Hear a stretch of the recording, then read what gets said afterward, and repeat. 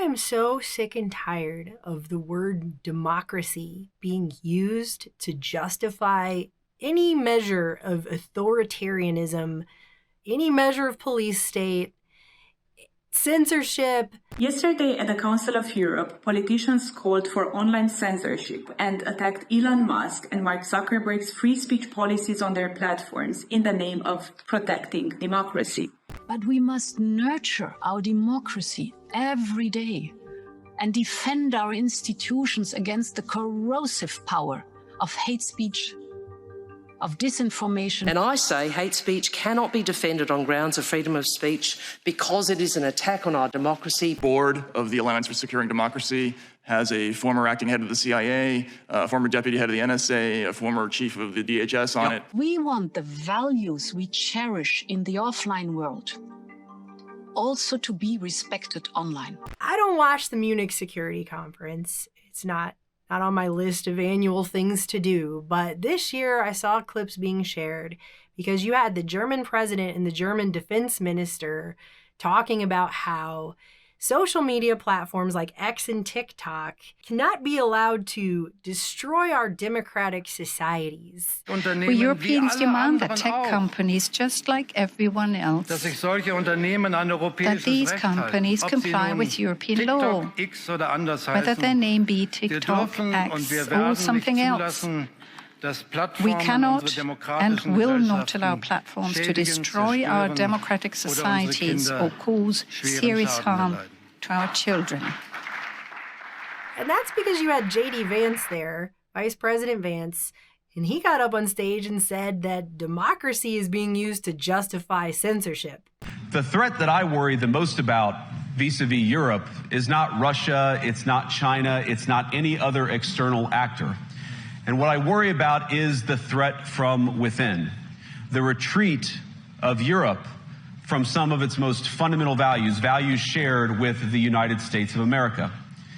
Now, I was struck that a former European commissioner went on television recently and sounded delighted that the Romanian government had just annulled an entire election. He warned that if things don't go to plan, the very same thing could happen in Germany, too. Now, these cavalier statements are shocking to American ears. For years, we've been told that everything we fund and support is in the name of our shared democratic values.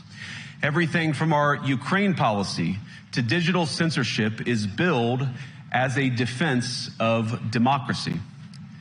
But when we see European courts canceling elections and senior officials threatening to cancel others, we ought to ask whether we're holding ourselves to an appropriately high standard. So then you had the German defense minister get up and say that's not acceptable for him to say that.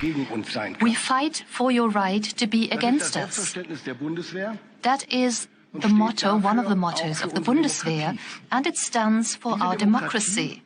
This democracy that was just called into question by the US Vice President, and not just the German democracy, but Europe as a whole. He spoke of the annulment of democracy, and if I understood him correctly, he compares the condition of Europe with the condition that prevails in some authoritarian regimes. Ladies and gentlemen, this is not acceptable. And I guess I'm just confused. I'm not from Germany. I'm American, where we actually have the Bill of Rights and the First Amendment, which protects freedom of speech.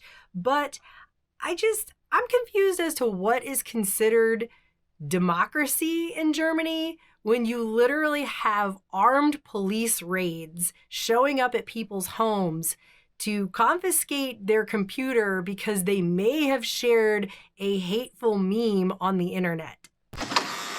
It's 6:01 on a Tuesday morning, and we were with state police as they raided this apartment in northwest Germany. Hier ist die Polizei, wir müssen bitte mal mit Ihnen reden. Inside, 6 armed officers searched a suspect's home, then seized his laptop and cell phone. Prosecutors say those electronics may have been used to commit a crime. The crime, posting a racist cartoon online. Is this the world that we're building in the name of our shared democratic values, that we are sending armed SWAT raids to people's homes to confiscate their property because they may have shared what somebody might have considered a hateful or racist meme on a social media platform? I don't know about you, but that's no kind of democracy that we should be applauding or protecting. A police state that raids people's homes for something as subjective as hate. At the exact same time, across Germany, more than 50 similar raids played out. Part of what prosecutors say is a coordinated effort to curb online hate speech in Germany. But they're doing this to people who have posted memes on the internet as if the government somehow has the power or ability to define what hate is and protect and make people safe from it. Why should the federal government's proposed misinformation laws matter to you? Simple, because they are a threat to your freedom of speech. These laws are the biggest threat to freedom of speech in Australia in our peacetime history. These laws allow the government to censor anything they disagree with if they label it to be misinformation. Even the truth is no defence from being censored online. You and I no longer have a way to limit the damage through voting. We can only speak, and soon we may not be able to do that either. With this so-called Online Harms Act, the Canadian government will now have the power to fine you, put you on house arrest, or throw you in jail if you say something that is hateful. You can get charged if someone presents information that leads people to believe on reasonable grounds that you might, maybe will say something hateful in the future, i.e. thought crime. This will obviously be used by people in power to persecute political dissidents or anybody who criticizes people in the government. Historically, that's exactly how these laws are used. How is living in an authoritarian police state that shuts down people's ability to speak online considered democracy or a democratic value that anyone should be applauding? How is that even a thing? And you know, the worst part about it is here in America, where we do have the Bill of Rights and the First Amendment and free speech, or we're supposed to anyways, we now have our mainstream media reporters, like this lady on Face the Nation over there at CBS, actually just twisting and misrepresenting history in the service of promoting such censorship. Well, he was standing in a country where free speech was weaponized to conduct a genocide. So if you know anything at all about the lead up to World War II, or if you've read any history whatsoever on that topic, then you know that she's 180 degrees flipping the reality of what actually occurred. What actually occurred was that the Nazis declared martial law, instituted a police state based on a false flag, where they then shut down freedom of the press, freedom of speech, and freedom of assembly. And that was the only way they were able to do all of the things that they were trying to do, taking complete and total control. Well, he was standing in a country where free speech was weaponized to conduct a genocide. And he met with the head of a political party that has far-right views and some historic ties to extreme groups. The context of that was changing the tone of it. And you know that the censorship was specifically about the right. No, I have to disagree with you. There was no free speech in Nazi Germany. There was none. There was also no opposition in Nazi Germany. They were a sole and only party that governed that country. So that's not an accurate reflection of history. We should not have government arbiters coming in and trying to decide what meme you're allowed to share on the internet. Australia's two-party system is looking more and more like an old dictatorship, and just like all dictatorships, its first instinct is always to censor. These are the same politicians, by the way, who laughed and mocked Xi Jinping for being frightened of Winnie the Pooh memes. Well, if you might remember, Anthony Albanese wasn't so happy about there being memes in the last election and wanted to crack down on those. And by the way, censorship has never once ever changed the minds of anyone. It has never once made someone who people thought was hateful less hateful. All you're doing is creating more hate. And they probably love that because then it further justifies their police state, their power, and their intrusion upon people's speech. I did not realize the first time I recorded this video that Germany doesn't have anything remotely close to free speech. I did not realize that. They mention freedom of speech in Article 5 of their constitution, but there's already a whole bunch of outlawed speech that is not covered by freedom of speech. So Germany doesn't have anything even remotely close to freedom of speech. That is what I have just now learned. Insults are restricted. Hate towards groups based on all kinds of characteristics, and they get to determine what that is. What it is fundamentally doing is shutting down free speech. This is the thing of dictatorships. We should be allowed to offend each other. How do you have diversity of thought and progression in thought if you're not allowed to really challenge robustly someone else's ideology and beliefs? And supposedly all of this was done in the name of fighting against Nazis and right-wing extremism after World War II.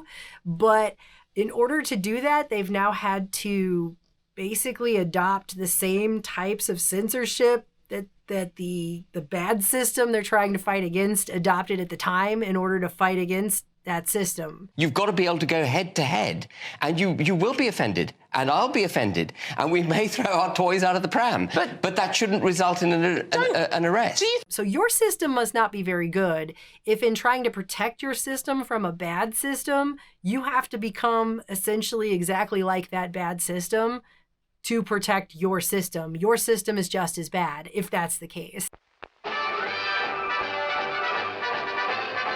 A community rates low on an information scale when the press, radio, and other channels of communication are controlled by only a few people, and when citizens have to accept what they're told. In communities of this kind, despotism stands a good chance. You have words now like democracy. That's what's being weaponized. And it's actually triggering certain people to just fall in line and go along with whatever they're told. Oh, well, he said democracy, so I guess it's totally cool that all this horrible nightmare world is enacted upon us all because they said democracy. They're fighting for democracy. Our democracy. Democracy. Protecting democracy. A little over 2 years ago, the British government charged Adam Smith Connor, a 51-year-old physiotherapist and an Army veteran, with the heinous crime of standing 50 meters from an abortion clinic and silently praying for 3 minutes. Not obstructing anyone, not interacting with anyone, just silently praying on his own. And after British law enforcement spotted him and demanded to know what he was praying for, Adam replied simply, it was on behalf of the unborn son he and his former girlfriend had aborted years before. Now, the officers were not moved. Adam was found guilty of breaking the government's new buffer zones law, which criminalizes silent prayer and other actions that could influence a person's decision within 200 meters of an abortion facility. He was sentenced to pay thousands of pounds in legal costs to the prosecution. Now, I wish I could say that this was a fluke, a one-off crazy example of a badly written law being enacted against a single person, but no. This last October, just a few months ago, the Scottish government began distributing letters to citizens whose houses lay within so-called safe access zones, warning them that even private prayer within their own homes may amount to breaking the law. Naturally, the government urged readers to report any fellow citizens suspected guilty of thought crime. I looked to Brussels, where EU commissars warn citizens that they intend to shut down social media during times of civil unrest the moment they spot what they've judged to be, quote, hateful content. Or to this very country, where police have carried out raids against citizens suspected of posting anti-feminist comments online as part of, quote, combating misogyny on the internet. The situation has gotten so bad that this December, Romania straight up canceled the results of a presidential election based on the flimsy suspicions of an intelligence agency and enormous pressure from its continental neighbors. Now, as I understand it, the argument was that Russian disinformation had infected the Romanian elections. But I'd ask my European friends to have some perspective. You can believe it's wrong for Russia to buy social media advertisements to influence your elections. We certainly do. You can condemn it on the world stage even. But if your democracy can be destroyed with a few $100,000 of digital advertising from a foreign country, then it wasn't very strong to begin with. J.D. Vance is 100% right about this. About this particular thing right here, he's absolutely correct. They've been doing this for years now. They've been using dog whistles like democracy to just shut down whole swaths of society's critical thinking skills and ability to understand what is being done here. This argument that in order to save democracy, we must kill it first is problematic and contradictory. The truth is, there can be no flourishing democracy without free speech.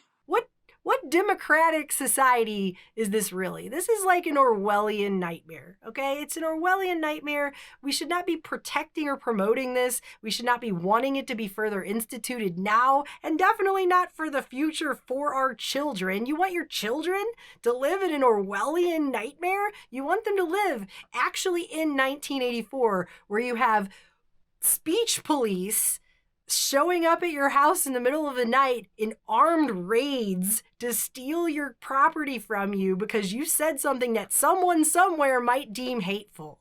Who are these people who are like, I'm so upset by a meme that I want you to use the power of the state and guns to go to someone else's house and threaten their lives and the lives of their family and their children because they shared a meme that makes me sad? Like, who wants to live in that world, and how is that a shared democratic value? More than 50 similar raids played out. Part of what prosecutors say is a coordinated effort to curb online hate speech in Germany. It's horrifying. This is horrifying. It's horrifying we live in a world where they're actually trying to promote the idea that the government can protect you from hurty words with guns, and that we should want that, first of all, and that our media is straight up lying to us, miseducating everyone on what actually happened in history, twisting and reporting false history now of what actually occurred in the service of censorship, in the service of an Orwellian police state. Nobody should want to live in this reality that they are trying to build. This is disgusting. And it should be soundly shot down by everyone who cares at all about the future of this reality and the future of our world. Freedom of speech is the next step up to freedom of thought. If they can control what you say, they can control what you think. And if you let that go on long enough, they can alter your perceptual reality to the point that you don't even know what freedom is. I just don't think people understand what's at stake here. It is so much more than just somebody sharing a hateful meme on the internet. I would rather everybody shared hateful memes on the internet forever than to live in an Orwellian police state where armed raids of police come to your house and steal your stuff and threaten your life. That's not safe. That is the opposite of safe. Politician from Poland, Paweł Jablonski, summed it up very well yesterday when he said, censorship is disguised sometimes as protection from hatred, from populism, from so-called hate speech. But in reality, it is about power, it is about control. This cannot continue, or we're going to have to repeat history again. And it was pretty bad the first time for those of you who actually read your history books and know what actually happened, unlike this woman who's a news reporter sitting up in front of cameras talking to millions of people about stuff she obviously knows absolutely nothing about. As it turns out, you can't mandate innovation or creativity, just as you can't force people what to think, what to feel, or what to believe. The speech of Vice President Vance on Friday, we have to fear that our common value base is not that common anymore. I'm very grateful to all those European politicians that spoke out and reaffirmed the values and principles that they are defending. No one did this better than President Zelensky. Let me conclude, and this becomes difficult.